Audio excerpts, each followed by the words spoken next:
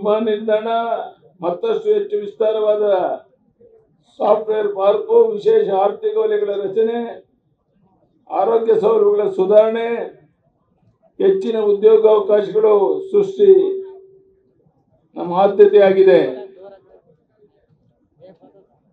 ನೆಚ್ಚಿನ ಪ್ರಧಾನಿ ನರೇಂದ್ರ ಮೋದಿ ಅವರ ಪ್ರತಿನಿಧಿಯಾಗಿ ಇಲ್ಲಿ ನಮ್ಮ ಪಕ್ಷದ ಅಭ್ಯರ್ಥಿ ಆಗಿರುವಂತ ಶ್ರೀಮತಿ ಗಾಯತ್ರಿ ಸಿದ್ದೇಶ್ವರನ ದಾಖಲೆ ಅಂತರದಿಂದ ಗೆಲ್ಲಿಸಿ ಕಳಿಸ್ಕೊಡ್ಬೇಕು ಅಂತ ನಿಮ್ಮಲ್ಲಿ ಕೈ ಜೋಡಿಸಿ ಪ್ರಾರ್ಥನೆ ಮಾಡಕ್ಕೆ ಇಲ್ಲಿಗೆ ಬಂದಾಗ ಈ ಉರಿ ಬಿಸಿಲಿನ ಬಂದರೂ ಸಹ ಇಷ್ಟು ತಡವಾಗಿ ಬಂದು ಇಷ್ಟು ದೊಡ್ಡ ಸಂಖ್ಯೆಯಲ್ಲಿ ತಾವೆಲ್ಲ ಸೇರಿದ್ದೀರಾ.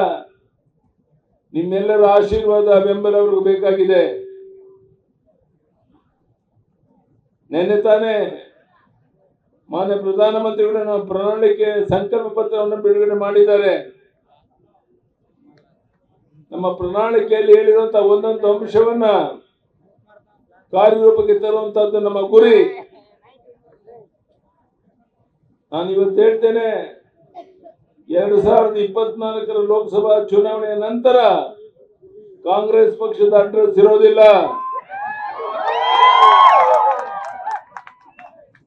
ನಿಮಗೆ ನೆನಪಿರಬಹುದು, 10 ವರ್ಷಗಳ ಯುಪಿಎ ಆಡಳಿತ ಅವಧಿಯಲ್ಲಿ ಸುದ್ದಿಯಲ್ಲಿದ್ದು ಬರೀ ಭ್ರಷ್ಟಾಚಾರ ಮಾತ್ರ.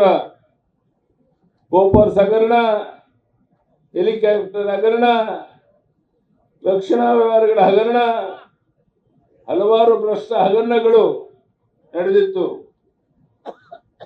ಭ್ರಷ್ಟಾಚಾರದ ಗಂಭೀರ ಆರೋಪಗಳಿಂದಾಗಿ ಕಾಂಗ್ರೆಸ್ ಅಧಿಕಾರ ಕಳ್ಕೊಂಡಿರೋದು ನಿಮಗೆ ಗೊತ್ತಿದೆ. ನಾನು ನಿಮ್ಗೆ ಕೇಳ್ತೇನೆ, ಕಳೆದ 10 ವರ್ಷದಲ್ಲಿ ನರೇಂದ್ರ ಮೋದಿ ಅವರು ಪ್ರಧಾನಿ ಆದ್ಮೇಲೆ ಅವರಲ್ಲಿ ಒಂದು ಸಣ್ಣ ಆರೋಪ ಇರೋದನ್ನ ನೀವು ತೋರಿಸಿ. ದೇಶದ ಉದ್ದಗಲಿಗೆ ಹೋಗಿ ಬಂದ ಮೇಲೂ ಸಹ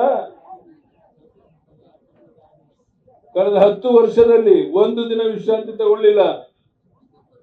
ಅವ್ರ ತಾಯಿಯವರು ತೀರ್ಕೊಂಡಾಗ ಹೋಗಿ ಶ್ರದ್ಧಾಂಜಲಿ ಅರ್ಪಿಸಿ ಬಂದು ಮತ್ತೆ ತಮ್ಮ ಕೆಲಸವನ್ನು ಮಾಡಿದಂತ ನಮ್ಮ ಪ್ರಧಾನಿ ನರೇಂದ್ರ ಮೋದಿಜಿಯವರು, ಅವರೇ ನಮಗೆ ಆದರ್ಶ.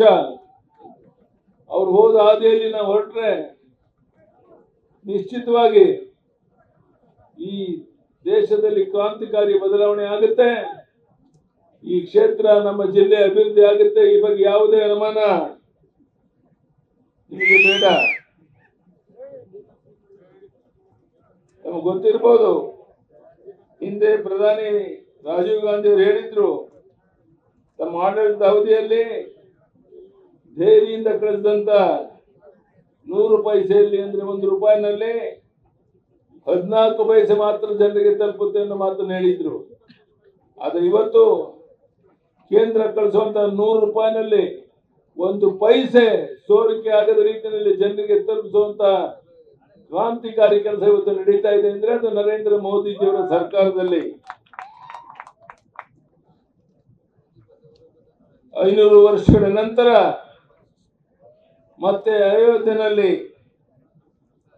ಭವ್ಯ ಶ್ರೀರಾಮ ಮಂದಿರ ಮತ್ತೆ ರಾಮನ ಪ್ರತಿಷ್ಠೆ ಆಗಿದೆ. ಇದು ಸಮಸ್ತ ಭಾರತೀಯರ ನಂಬಿಕೆ, ಹೋರಾಟ, ಶ್ರದ್ಧೆಯ ಪ್ರತೀಕ. ಆದ್ರೆ ಕಾಂಗ್ರೆಸ್ನವರು ಇದರಲ್ಲೂ ರಾಜಕೀಯ ಮಾಡಿದ್ರು.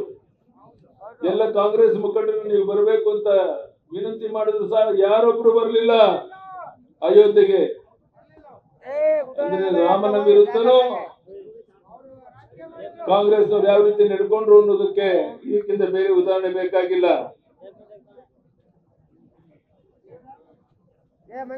ಕಿಸಾನ್ ಸನ್ಮಾನ್ ಯೋಜನೆ ಈಗಾಗಲೇ ಸಿದ್ದೇಶನ ಹೇಳಿದ್ರು, ಕೇಂದ್ರ ಸರ್ಕಾರ 10,000 ಕೊಟ್ರೆ ನಾನು ಹಣವನ್ನು ಕೊಟ್ಟು ಸೇರಿಸಿ ಅವರಿಗೆ ಕೊಡ್ತಾ ಇದ್ದೆ 20,000 ರೂಪಾಯಿ. ಆದ್ರೆ ಈ ಸರ್ಕಾರ ಬಂದ ಮೇಲೆ ನಾವು ಕೊಡ್ತಿದ್ದ ಹಣವನ್ನು ನಿಲ್ಲಿಸಿದ್ರು, ಬೇರೆ ಹಣವನ್ನು ಕೊಡೋದು ನಿಲ್ಲಿಸಿದ್ರು. ಭಾಗ್ಯಲಕ್ಷ್ಮಿ ಯೋಜನೆ ನಿಂತೋಯ್ತು. ಹಾಲು ಉತ್ಪಾದಕರಿಗೆ, ನಮ್ಮ ಹೆಣ್ಮಕ್ಳಿಗೆ ಪ್ರೋತ್ಸಾಹನ ಕೊಡ್ತಾ ಇದೆ, ಅದು ನಿಂತೋಯ್ತು. ಹೀಗೆ ನಮ್ಮ ರಾಜ್ಯವನ್ನ ದಿವಾಳಿ ಸ್ಥಿತಿಗೆ ತಂದಿರುವ ಕಾಂಗ್ರೆಸ್ ಪಕ್ಷ ಯಾವ ಕಾರಣಕ್ಕೂ ಈ ಜಿಲ್ಲೆಯಲ್ಲಿ ತಲೆ ಎತ್ತಕ್ಕೆ ಬಿಡಬಾರ್ದು. ನಮಗೆ ಗೊತ್ತಿದೆ, ಸಂವಿಧಾನ ಶಿಲ್ಪಿ ಡಾಕ್ಟರ್ ಬಾಬಾ ಸಾಹೇಬ್ ಅಂಬೇಡ್ಕರ್ ಅವರನ್ನು ನೆನಪು ಮಾಡಿಕೊಂಡಿದ್ದೇವೆ. ಹುಟ್ಟುಹಬ್ಬ. ಕಾಂಗ್ರೆಸ್ ಪಕ್ಷ ಅಂಬೇಡ್ಕರ್ ಅವರ ವಿರೋಧಿಯಾಗಿದೆ. ಭಾರತ ರತ್ನ ಕೊಡಲಿಲ್ಲ. ಪರಿಶಿಷ್ಟ ಜಾತಿ ಪರಿಶಿಷ್ಟ ವರ್ಗದ ವಿರೋಧಿಯಾಗಿರುವಂತಹದ್ದು ಕಾಂಗ್ರೆಸ್ ಪಕ್ಷ. 11,144 ಕೋಟಿ ಹಣವನ್ನ SC ST ಅಭಿವೃದ್ಧಿಗೆ ಬಳಸದೇನೆ ಬೇರೆ ಕಡೆ ಬಳಸಿದಂತಹದನ್ನು ಸಹ ನೀವು ಕೇಳಿದ್ದೀರಾ, ನೋಡಿದ್ದೀರಾ. ಉದಾಹರಣೆ ಬೇಕಾಗಿಲ್ಲ.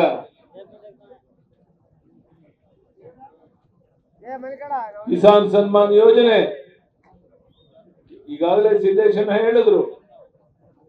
ಕೇಂದ್ರ ಸರ್ಕಾರ 10,000 ಕೊಟ್ರೆ ನಾನು ಹಣವನ್ನು ಕೊಟ್ಟು ಸೇರಿಸಿ ಅವರಿಗೆ ಕೊಡ್ತಾ ಇದ್ದೆ 20,000 ರೂಪಾಯಿ. ಆದರೆ ಈ ಸರ್ಕಾರ ಬಂದ ಮೇಲೆ ನಾವು ಕೊಡ್ತಿದ್ದ ಹಣವನ್ನು ನಿಲ್ಲಿಸಿದ್ರು, ಬೇರೆ ಹಣವನ್ನು ಕೊಡೋದು ನಿಲ್ಲಿಸಿದ್ರು. ಭಾಗ್ಯಲಕ್ಷ್ಮಿ ಯೋಜನೆ ನಿಂತೋಯ್ತು. ಹಾಲು ಉತ್ಪಾದಕರಿಗೆ ನಮ್ಮ ಹೆಣ್ಮಕ್ಳಿಗೆ ಪ್ರೋತ್ಸಾಹನ ಕೊಡ್ತಾ ಇದೆ, ಅದು ನಿಂತೋಯ್ತು. ಹೀಗೆ ನಮ್ಮ ರಾಜ್ಯವನ್ನ ದಿವಾಳಿ ಸ್ಥಿತಿಗೆ ತಂದಿರುವ ಕಾಂಗ್ರೆಸ್ ಪಕ್ಷ ಯಾವ ಕಾರಣಕ್ಕೂ ಈ ಜಿಲ್ಲೆಯಲ್ಲಿ ತಲೆ ಎತ್ತಕ್ಕೆ ಬಿಡಬಾರ್ದು. ನಮಗೆ ಗೊತ್ತಿದೆ, ಸಂವಿಧಾನ ಶಿಲ್ಪಿ ಡಾಕ್ಟರ್ ಬಾಬಾ ಸಾಹೇಬ್ ಅಂಬೇಡ್ಕರ್ ಅವರನ್ನು ನೆನಪು ಮಾಡಿಕೊಂಡಿದ್ದೇವೆ. ಹುಟ್ಟುಹಬ್ಬ. ಕಾಂಗ್ರೆಸ್ ಪಕ್ಷ ಅಂಬೇಡ್ಕರ್ ಅವರ ವಿರೋಧಿಯಾಗಿದೆ. ಭಾರತ ರತ್ನ ಕೊಡಲಿಲ್ಲ. ಪರಿಶಿಷ್ಟ ಜಾತಿ ಪರಿಶಿಷ್ಟ ವರ್ಗದ ವಿರೋಧಿಯಾಗಿರುವಂತಹದ್ದು ಕಾಂಗ್ರೆಸ್ ಪಕ್ಷ. 11,144 ಕೋಟಿ ಹಣವನ್ನ SC ST ಅಭಿವೃದ್ಧಿಗೆ ಬಳಸದೇನೆ ಬೇರೆ ಕಡೆ ಬಳಸಿದಂತಹದನ್ನು ಸಹ ನೀವು ಕೇಳಿದ್ದೀರಾ, ನೋಡಿದ್ದೀರಾ. ಹೀಗೆ ರೈತ ವಿರೋಧಿ, ಜನ ವಿರೋಧಿ, ಪರಿಶಿಷ್ಟ ಜಾತಿ ಪರಿಶಿಷ್ಟ ವರ್ಗ ವಿರೋಧಿ ಈ ಕಾಂಗ್ರೆಸ್ ಪಕ್ಷ ತಲೆ ಎತ್ತಕ್ಕೆ ಬಿಡಬಾರ್ದು. ದಾವಣಗೆರೆ ಜಿಲ್ಲೆನಲ್ಲಿ ನೀವೆಲ್ಲ ಒಟ್ಟಾಗಿ ಒಂದಾಗಿ ಈ ಕೆಲಸವನ್ನ ಮಾಡಬೇಕು ಅಂತ ನಾನು ಕೈ ಜೋಡಿಸಿ ನಿಮ್ಮಲ್ಲಿ ಪ್ರಾರ್ಥನೆ ಮಾಡಕ್ಕೆ ಬಂದಿದ್ದೇನೆ.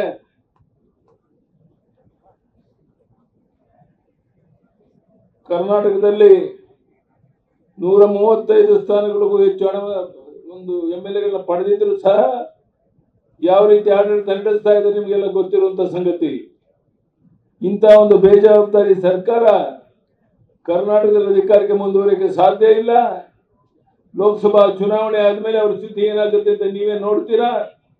ಅದಕ್ಕಾಗಿ ನಾನು ಮತ್ತೊಮ್ಮೆ ಇಲ್ಲಿ ಸೇರಿರುವಂತಹ ಎಲ್ಲ ಬಂಧುಗಳಲ್ಲಿ, ಅಣ್ಣ ತಮ್ಮಂದರಲ್ಲಿ, ತಾಯಂದರಲ್ಲಿ, ಮಾಧ್ಯಮದ ಸ್ನೇಹಿತರಲ್ಲಿ ನಮ್ಮ ಸಂಪೂರ್ಣ ಸಹಕಾರವನ್ನ ಶ್ರೀಮತಿ ಗಾಯತ್ರಿ ಸಿದ್ದೇಶ್ವರು ಕೊಡೋದ್ರ ಮೂಲಕ ಸುಮಾರು ಒಂದು 2 ಲಕ್ಷ ಅಂತರದಲ್ಲಿ ಗೆಲ್ಲಿಸ್ಕೊಡ್ಬೇಕು ಅಂತ ನಿಮ್ಮಲ್ಲಿ ಕೈ ಜೋಡಿಸಿ ಪ್ರಾರ್ಥನೆ ಮಾಡಿ ನಾನು ಮಾತನ್ನ ಮುಗಿಸ್ತೇನೆ.